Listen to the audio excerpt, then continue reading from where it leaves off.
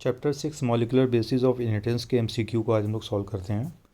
In a DNA strand the nucleotides are link together by glycosidic bond, phosphodiester bond, peptide bond and D option दिया हुआ hydrogen bond. तो यहाँ simple सी बात है, phosphodiester bond होगा 3 prime 5 prime जो bond होता है फास्फोडाइस्टर बॉन्ड, वही दो न्यूक्लियोटाइड को आपस में जोड़कर रखता है। ठीक है, तो ग्लाइकोसिडिक बॉन्ड होगा नहीं answer.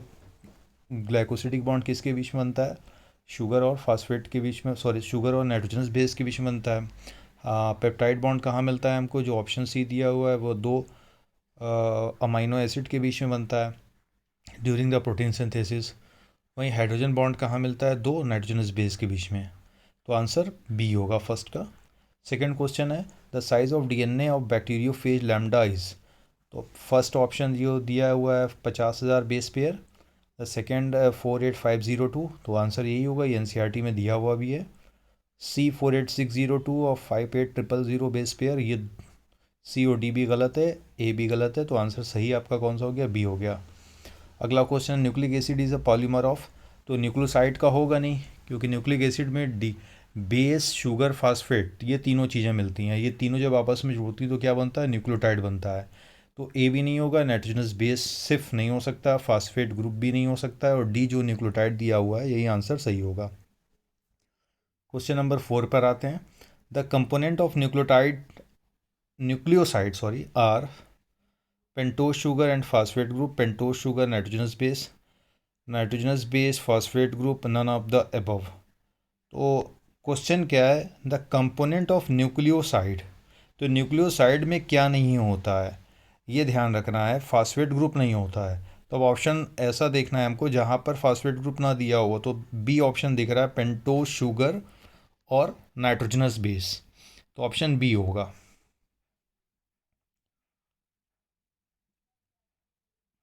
Question number 5, nucleotide contain pentose sugar, nitrogenous base, phosphate group. Simple सा, बेस, शुगर, फास्फेट, ये ध्यान रखना है हम लोगों को। तो ए आंसर हो जाएगा, बी नहीं होगा, वहाँ पे केवल पेंटोज शुगर और नाइट्रोजनस बेस दिया हुआ है। सी में नाइट्रोजनस बेस और फास्फेट ग्रुप दिया हुआ है, डी में नन है। तो आंसर ए हो जाएगा। क्वेश्चन नंबर सी देखते हैं। Adenine pairs with thiamine.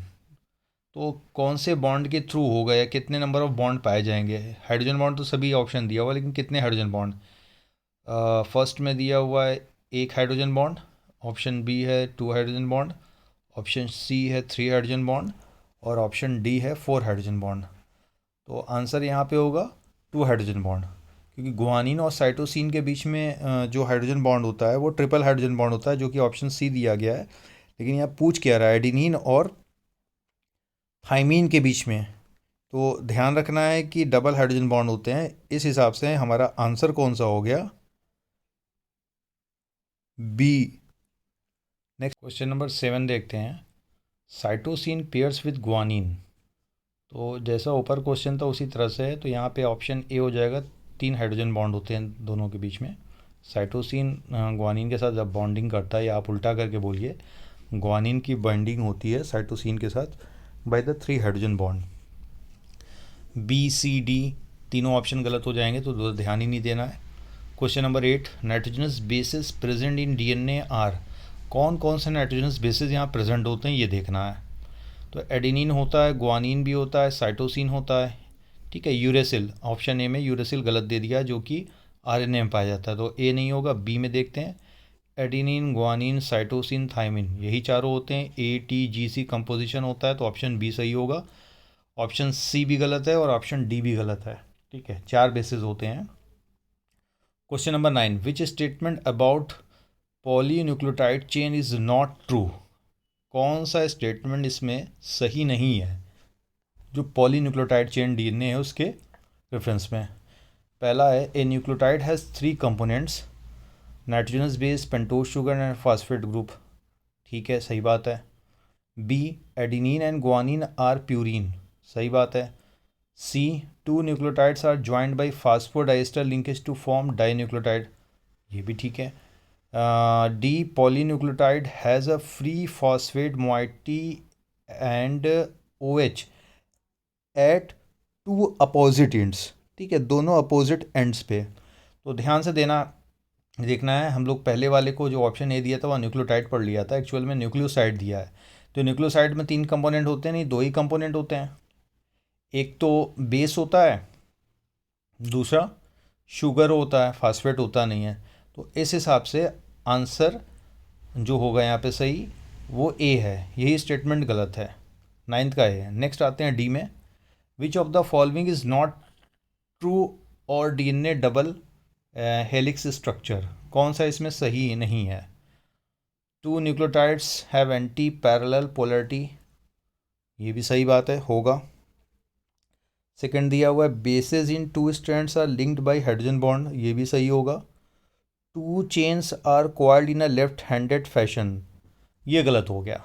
Option C जो दिया हुआ है लेफ्ट हैंडेड फैशन में नहीं होता, राइट हैंडेड कॉइलिंग होती है। लेफ्ट हैंडेड हमको कहाँ मिलता है? जेड डीएनए में मिलता है, जिसको जिगजैग डीएनए भी कहते हैं।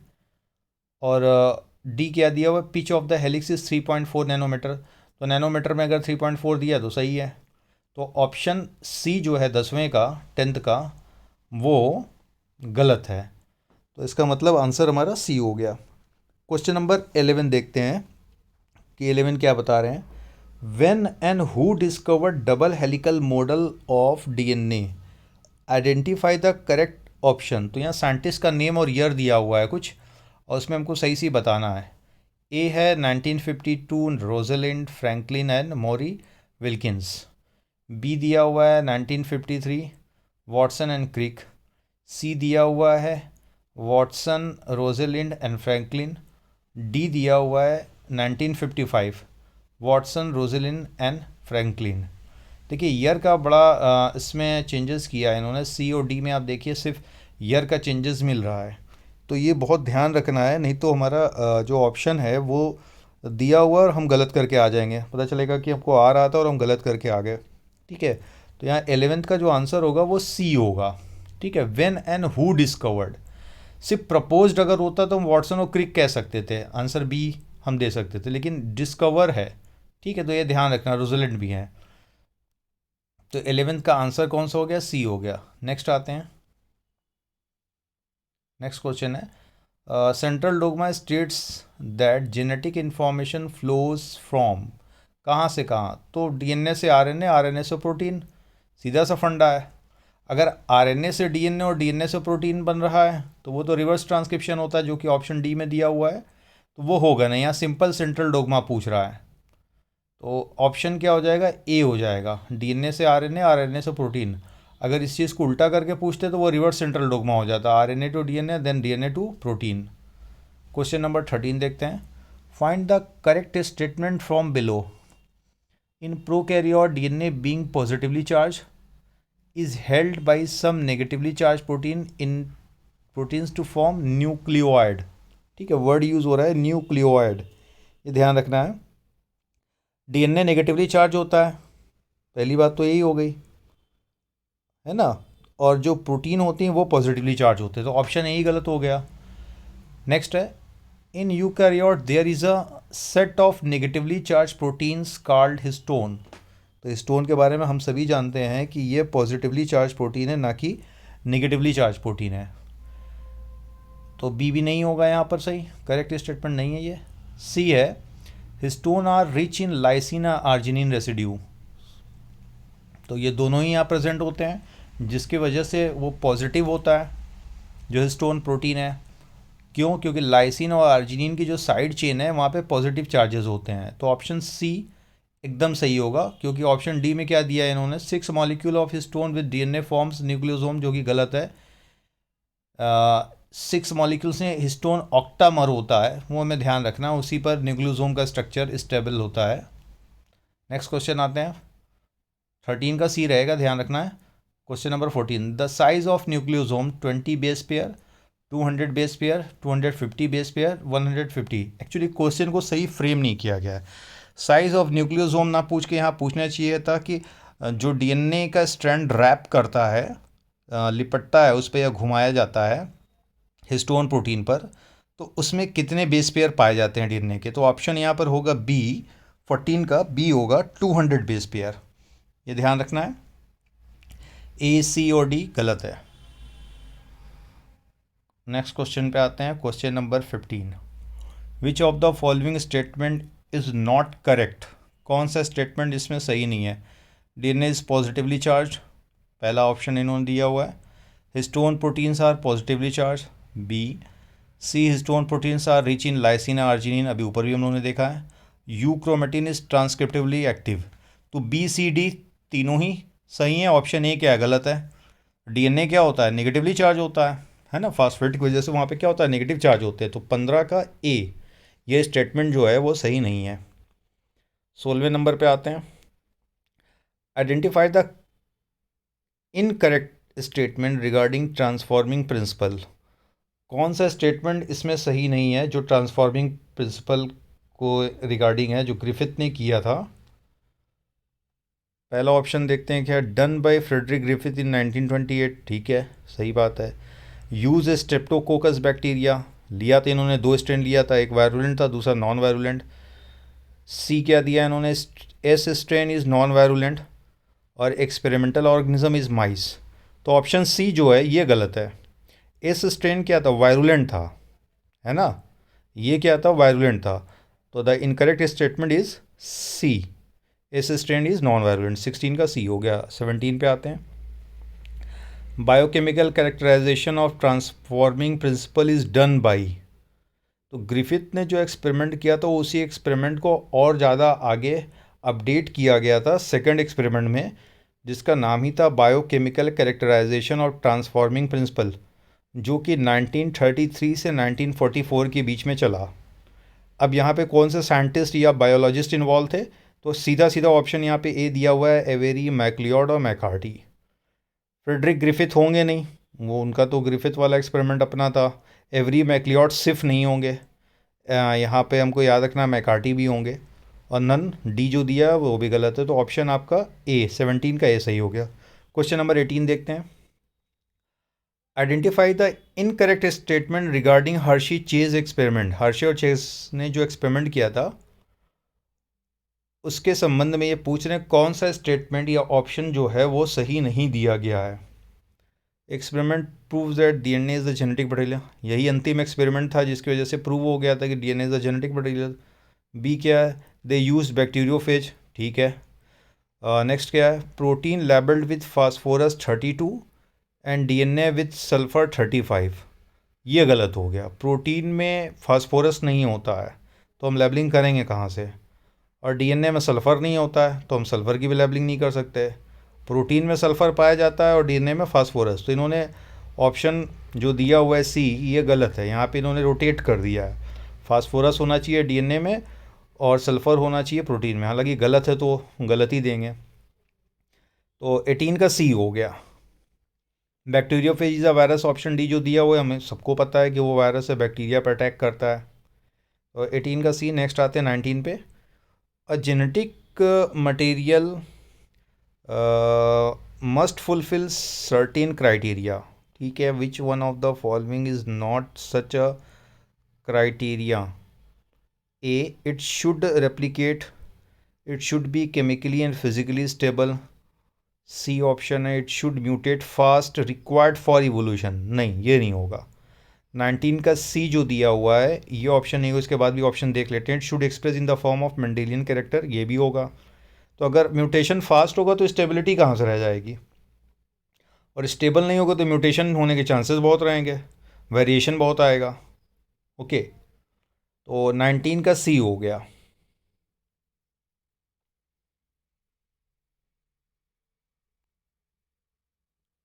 ट्वेंटी नंबर क्वेश्चन देखते हैं। In a DNA helix the distance between two consecutive bases on the same chain is a. दो बेस के बीच की दूरी क्या होती है? 2 नैनोमीटर।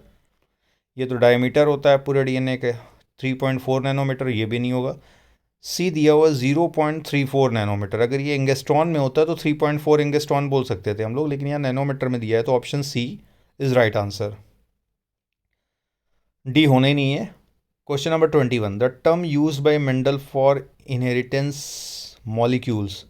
तो मेंडल फैक्टर चिल्ला रहे थे, फैक्टर फैक्टर बोल रहे थे, जीन नाम का कोई कॉन्सेप्ट दे नहीं रहे थे। तो आंसर जो होगा वो बी होगा, फैक्टर। ना ही एलील ना ही जीन वर्ड उन्होंने यूज़ किया था। Question number 22, identify the incorrect statement. क्या है? पहला दिया हुआ है purines are adenine and guanine, सही बात है, दोनों ही हैं।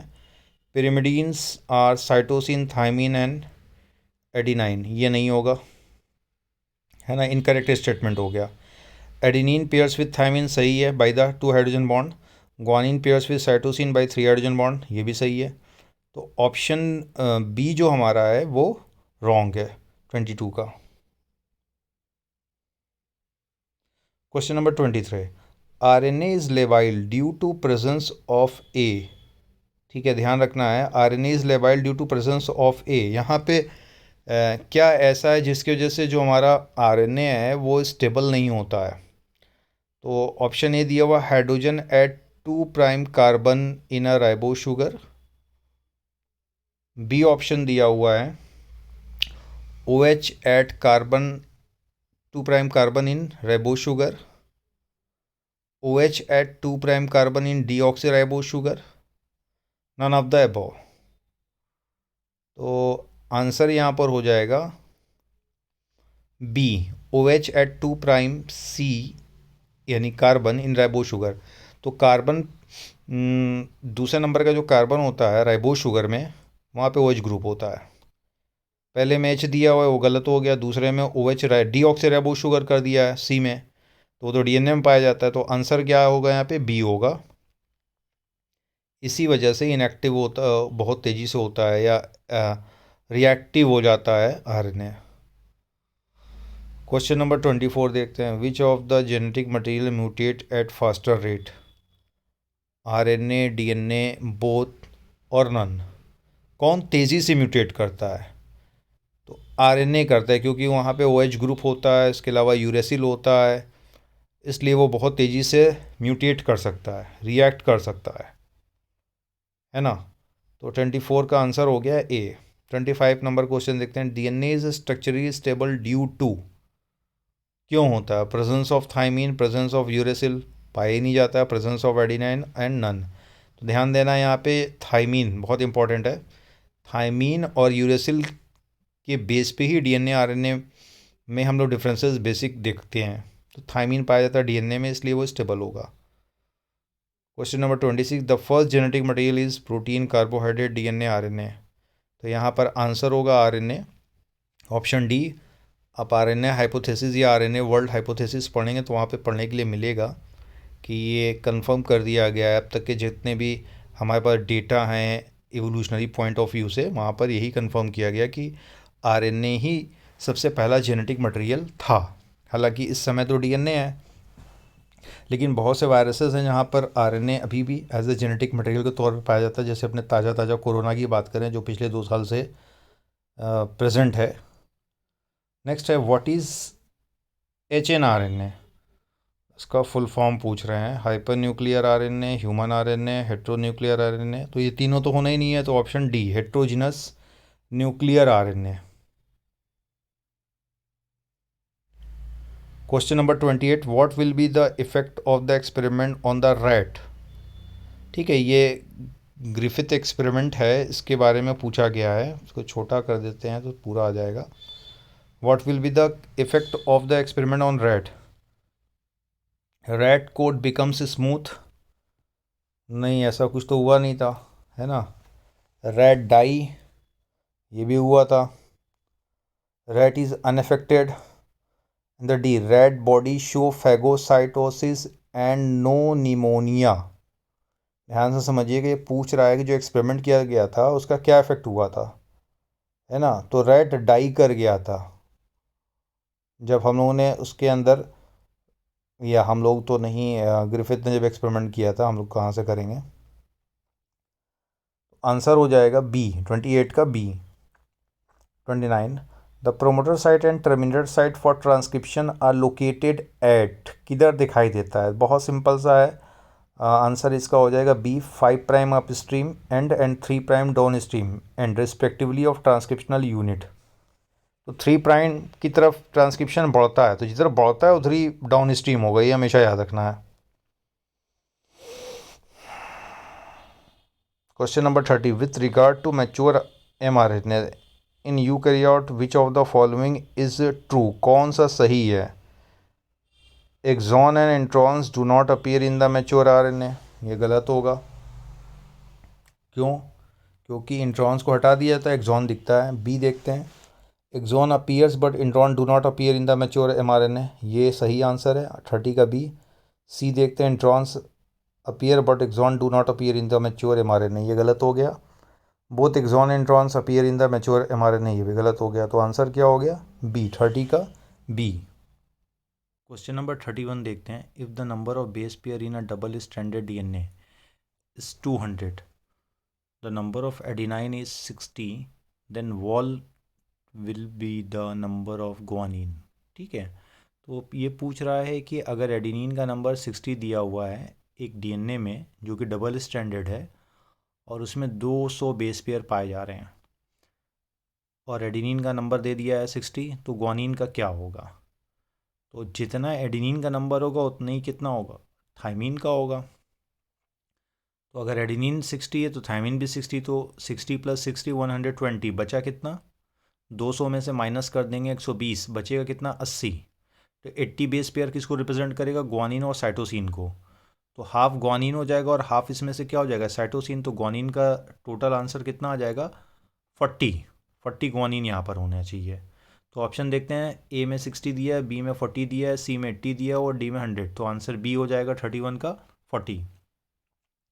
नेक्स्ट क्वेश्चन है, discontinuous synthesis of DNA occurs on the strand because. देखिए ध्यान समझिएगा, क्वेश्चन पूछ रहा है क्यों ऐसा होता है। ठीक है, DNA molecule being synthesize is very long, ये कोई जवाब नहीं हुआ। ठीक है, तो ए से कोई लेना देना है नहीं। बी देखते हैं, DNA dependent DNA polymerase catalyses polymerisation only in one direction, ये बात सही है, 5 प्राइम टू 3 प्राइम। तो जो अपोजिट स्ट्रैंड होता है, जो लैगिंग होता है, उसका हल्का सा स्ट्रेच ओपन होता है और फिर सेगमेंट में वहाँ पे डीएनए की सिंथेसिस होती है जिसको ओकाज़ाकी फ्रैगमेंट कहते हैं। इसलिए आंसर क्या हो जाएगा? बी। सी से कोई लेना देना है, it is more efficient process, ये भी नहीं है। DNA ligase has to have some role, इससे भी कोई लेना देना नहीं है यहाँ पर। क्वेश्चन नंबर 33 देखते हैं, which of the following are the function of RNA, इनमें से कौन सा फंक्शन है? It is a carrier of genetic information from DNA to ribosome synthesizing polypeptide, option A दिया हुआ है। दूसरा, it carries amino acid to ribosome. Third है, it is constituent component of ribosome. और डी है ऑल ऑफ द अबव। तो सारा ही होगा। पहला, एमआरएनए क्या करता है? मैसेज को लेकर डीएनए के पास डीएनए से राइबोसोम के पास पहुंचता है जहाँ पे सिंथेसिस शुरू होती है। It carries amino acid to ribosome, तो ये काम कौन करता है? टीआरएनए करता है। सी देखिए, it is the constituent of component of ribosome, तो ये भी होगा। आरआरएनए जो होता है वो राइबोसोम में पाया जाता है। तो इसका मतलब आंसर हमारा हो गया 32 का डी, सॉरी 33 का D, all of the above. अगला क्वेश्चन देखते हैं, RNA polymerase is second is responsible for the transcription of. ठीक है, यूकैरियोट के केस में अगर देखा जाए तो आरएनए पॉलीमरेज 3 होता है, आरएनए पॉलीमरेज फर्स्ट, सेकेंड और थर्ड। प्रोकैरियोट के केस में क्या होता है? एक ही आरएनए पॉलीमरेज तीनों ही आरएनए की सिंथेसिस करता है। हालांकि यहाँ पूछ के आ रहा है, RNA polymerase second is responsible for the transcription of, किसका ट्रांसक्रिप्शन करेगा, है ना? तो आंसर हो जाएगा सी, एचएनआरएनए। टीआरएनए होगा नहीं, आरआरएनए होगा नहीं, एसएनआरएनए की बात ही नहीं होनी है यहाँ पे। तो एचएनआरएनए, ये ध्यान रखना है, आरएनए पॉलीमरेज सेकेंड जो होगा वो एचएनआरएनए की सिंथेसिस करता है। Question number 35, in eukaryotic cell transcription, RNA splicing and RNA capping take place in, ये सभी कुछ न्यूक्लियस के अंदर होगा, ये याद रखना है। उसके बाद ही मैच्योर आरएनए को या एमआरएनए को न्यूक्लियस के बाहर सेंड किया जाता है, ट्रांसपोर्ट किया जाता है साइटोप्लाज्म में। तो ऑप्शन ए दिया हुआ है न्यूक्लियस, बी होगा नहीं, सी भी नहीं होना है और डी भी नहीं होना है, गोल्जी बॉडी भी कोई मतलब ही नहीं यहाँ पर है। Question number 36, choose stop codon among the following. अब स्टॉप कोडॉन कौन कौन सा होता है? यहाँ पे याद रखना है, उआ, उगा, अग। उआ मतलब UAA, उगा मतलब UGA, अग मतलब UAG। तो UAA दिया हुआ है तो ऑप्शन ए सही होगा, स्टॉप कोडॉन है। UCA, UCC और UAC नहीं होगा, जो B, C और D वाला आंसर है। Next question. अब ये क्वेश्चन जो पूछ लिया इन्होंने, ये पूछा है कि triple U you you codes for, ये कोडॉन किसे कोड करता है। तो यहाँ पे थोड़ा सा ध्यान रखना पड़ेगा कुछ स्पेसिफिक अमाइनो एसिड्स के लिए, तभी हमको समझ में आएगा कौन सा कोडॉन किसे कोड करता है। तो इसको 2-3 बार अगर पढ़ लेंगे आप तो आपको याद हो जाएगा। ऐसा नहीं है कि ये कुछ बहुत टफेस्ट टास्क है। इसका आंसर होगा सी, फेनाइल एलानीन को। तो ट्रिपल यू या ट्रिपलेट ऑफ यू कोडॉन जो है वो कोड करता है किसको, फेनाइल एनालिन को। इसका आंसर हो गया सी 37 का। 38 पे आते हैं। A gene of operon which forms the repressor protein is called, क्या कहते हैं उसे, जो रिप्रेसर प्रोटीन को बनाता है और अगर लैक्टोज शुगर नहीं है तो रिप्रेसर जाकर बाइंड कर जाता था कहाँ, ऑपरेटर जीन पे, और स्विच ऑफ कंडीशन हो जाती है। तो इसका आंसर क्या होगा देखते हैं। ए दिया हुआ है ऑपरेटर, बी दिया हुआ है प्रमोटर, सी दिया हुआ है रेगुलेटर और डी दिया हुआ है स्ट्रक्चरल जीन। तो ऑपरेटर प्रमोटर, ध्यान रखना यहाँ से किसी प्रोटीन का फॉर्मेशन नहीं हो रहा है ना। बचा स्ट्रक्चरल। स्ट्रक्चरल जीन 3 होता है, लैक ए, लैक जेड, लैक वाई। वो बीटा गैलेक्टोसाइडेज, परमीएज और ट्रांसएसिटाइलेज की सिंथेसिस करता है, तो ये भी नहीं होगा। बचा ऑप्शन क्या, सी, रेगुलेटर जीन। वहाँ पे आई है, आई भी बोलते हैं इसको, आई जीन। तो रेगुलेटर जीन जो होता है ये रिप्रेसर एमआरएनए बनाता है, और वही रिप्रेसर एमआरएनए आगे चलकर क्या बना देता है, रिप्रेसर प्रोटीन बना देता है। तो ऑप्शन सी सही हो गया 38 का। 39 देखते हैं। In the absence of lactose the operator gene of lac operon is suppressed bye genetic material. ठीक है, in the absence of lactose, अब लैक्टोज मतलब इंड्यूसर नहीं है, तो operator gene of lac operon जो होती है वो कैसे सप्रेस्ड हो रही, कौन सप्रेस करता है। अभी हमने बताया था कि अगर नहीं है लैक्टोज शुगर तो रिप्रेसर प्रोटीन जो होगा एक्चुअल में वही जाकर उसको क्या करता है, स्विच ऑफ कर देता है, इनएक्टिवेट कर देता है। तो 39 का यहाँ पे आंसर बी हो गया। Structural gene, regulator gene, promoter gene होने ही नहीं है। और देखिए इस यहाँ पर क्या है, प्रोटीन दिया हुआ है, रिप्रेसर प्रोटीन, तो ऑप्शन बी हो गया 39 का। नेक्स्ट आते हैं क्वेश्चन नंबर 40 पे। इसको मैं स्क्रॉल करके ऊपर कर दूं। Control of gene expression takes place at the level of, पूछ रहा है कहाँ पर हम लोग कर सकते हैं इसको। अब यहाँ स्पेसिफाई देखिए इन्होंने नहीं किया है कि प्रो कैरियोट की बात हो रही है कि यू कैरियोट की बात हो रही है, बस क्वेश्चन पूछ लिया है कि कहाँ पर, किस किस लेवल पे आप रेगुलेट करते हैं एक्सप्रेशन ऑफ जीन, मतलब प्रोटीन सिंथेसिस को आप रेगुलेट कर सकते हैं, रोक सकते हैं। तो रेप्लिकेशन पे कर नहीं सकते हैं, ट्रांसक्रिप्शन और ट्रांसलेशन पे हो सकता है, और नन ऑफ द दीज। तो अगर हमको प्रोकैरियोट की बात करनी तो उनको ट्रांसक्रिप्शन पे ही रोकना पड़ेगा, क्योंकि ट्रांसक्रिप्शन और ट्रांसलेशन साइमल्टेनियसली साथ साथ चलने लगते हैं। ठीक है, प्रोकैरियोट में। यूकैरियोट होता तो वहाँ 4 अलग अलग लेवल हो जाते। क्वेश्चन नंबर 41 पे आते हैं। In E coli the lac operon gets switched on when, कब स्विच ऑन होगा। तो lactose is present and it bind to the repressor, B है repressor bind to the operator, C है RNA polymerase bind to the operator, the D lactose is present and it bind to RNA polymerase. तो एकदम simple सा ध्यान यहाँ पे रखना है, सब फालतू के जो बी सी डी दिया हुआ है ऑप्शन वो होना ही नहीं है, ए होगा। अगर इंड्यूसर यहाँ प्रेजेंट है ना, और इंड्यूसर कौन है, लैक्टोज है, तो यही बाइंड करता है रिप्रेसर के साथ, और रिप्रेसर को रोक देता है कि आप जाकर बाइंड मत कीजिए, कहाँ, ऑपरेटर पे। तो प्रोटीन सिंथेसिस शुरू हो जाती है स्ट्रक्चरल जीन से। क्वेश्चन नंबर 42 आते हैं। 41 का आंसर ए होगा। 42 पे आते हैं। Which of the following play a role in protein synthesis. Intron non coding region है, कोई मतलब नहीं है। बी एक्सॉन कोडिंग रीजन है, तो इसी का रोल होता है। सी दिया बोथ ए एंड बी, ये भी नहीं होगा। नॉन ऑफ द अबव, ये भी नहीं होगा। तो आंसर क्या हो गया 42 का, बी। क्वेश्चन नंबर 44 पे आते हैं। 43 नहीं दिया है यहाँ पे, 44 पे आते हैं हम लोग। Repressor protein is produce by, फिर से क्वेश्चन उसी को रिपीट कर दिया है कि कौन बनाता है ना। तो रिप्रेसर प्रोटीन को बनाने वाला जो जीन होता है वो रेगुलेटर जीन होता है, यानी 44 का ऑप्शन ए हो जाएगा। नेक्स्ट क्वेश्चन पे आते हैं 45 पे। The protein of DNA which contains information for an entire polypeptide is called. ठीक है, यहाँ को द प्रोटीन ऑफ डीएनए, नहीं द सीक्वेंस ऑफ डीएनए होना चाहिए था, द प्रोटीन ऑफ डीएनए में प्रिंट शायद हो गया है, तो वो होता है सिस्टोन। सिस्टोन डीएनए का वो सीक्वेंस है, वो बेस सीक्वेंसेस हैं जो एक कंप्लीट पॉलीपेप्टाइड चेन को या इंटायर पॉलीपेप्टाइड चेन की कोडिंग करते हैं। बी ऑप्शन म्यूटॉन जो दिया है, this is the unit of mutation, DNA के अंदर वो सीक्वेंस जो म्यूटेशन करता है। रेकॉन वो सीक्वेंस होता है डीएनए का जो कि रिकॉम्बिनेशन करता है, तो प्रोटीन नहीं बनाएगा। और डी ओपेरॉन, ओपेरॉन तो भी उन्होंने पढ़ा ही है, ऊपर कई सारे क्वेश्चन इससे रिलेटेड, तो आंसर ए होगा 45 का। क्वेश्चन नंबर 46 पे आते हैं। What is the first amino acid added during protein synthesis.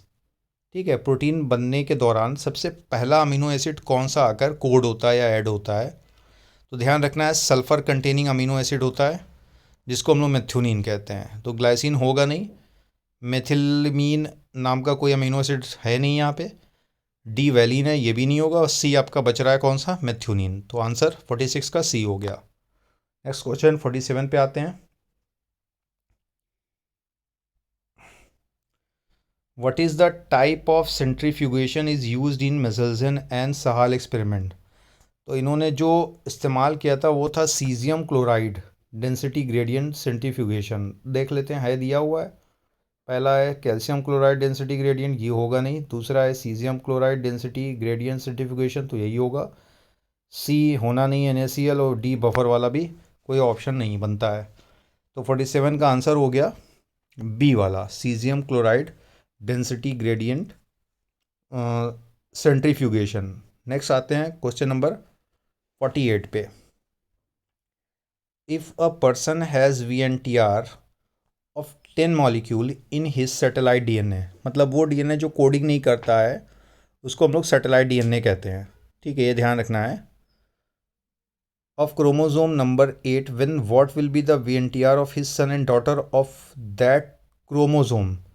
तो जो यहाँ पर variable number of tandem repeat पाया जाएगा किसी पर्सन में, वही उसके ऑफ स्प्रिंग में होगा, सीधी सी बात है ना। तो both son and daughter will have the same होगा, कोई डिफ्रेंशिएशन नहीं पाया जाएगा। किसी दूसरे में अलग हो सकता है, किसी और पोजीशन पे हो सकता है, VNTR का नंबर कुछ और हो सकता है, लेकिन जो उसके ऑफ स्प्रिंग है, चाहे वो डॉटर हो चाहे सन हो, ये दोनों की बात करें तो उसमें सेम होगा। तो ऑप्शन ही हो गया 48 का ये।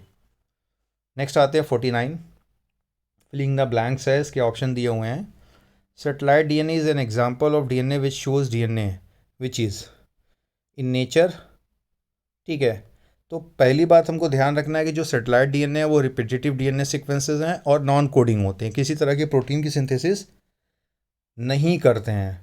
ठीक है, और बहुत ज़्यादा वेरिएबल भी होते हैं, इसलिए VNTR वर्ड यूज़ हो रहा है। तो यहाँ पे हम लोग ऑप्शन देखें, satellite DNA is example of, किस तरह का एग्जाम्पल है, रिपीटेटिव DNA का है, विच शोज़ पॉलीमॉर्फिज्म करता है, and which is inheritable, inherit भी होता है तभी तो पेरेंट्स ऑफ स्प्रिंग में आएगा। तो ऑप्शन आपका हो जाएगा डी, रिपीटेटिव, पॉलीमॉर्फिज्म और इनहेरिटेबल। इसके अलावा ज़्यादा दिमाग नहीं लगाना है कि और कौन सा होना है, सिंपल आ जाते हैं हम लोग। डी ऑप्शन 49 का डी हो गया। लास्ट क्वेश्चन देखते हैं 50। Identify the incorrect statement regarding DNA fingerprinting, bulk DNA forms major peak. Okay, next option क्या दिया हुआ है, satellite DNA is a repeated DNA। ठीक है, इनकरेक्ट स्टेटमेंट देखना है हमको। Then satellite DNA code for protein, ये गलत हो गया। सेटेलाइट क्या है, रिपीटेटिव DNA और किसी तरह की कोडिंग नहीं करता है ना। D, mini satellite and micro satellite is a satellite DNA, ये भी सही है। तो सी इनकरेक्ट है। तो ये हो गए तकरीबन 50 क्वेश्चन हम लोग, तकरीबन क्या कुल 49 क्वेश्चन, एक तो नहीं था 43 वाला, तो 49 क्वेश्चन उन्होंने सॉल्व किए। इसके बाद हम लोग और भी आगे के क्वेश्चंस देखेंगे चैप्टर के MCQ। तब तक मिलते हैं हम लोग फिर से। थैंक यू आप लोगों का।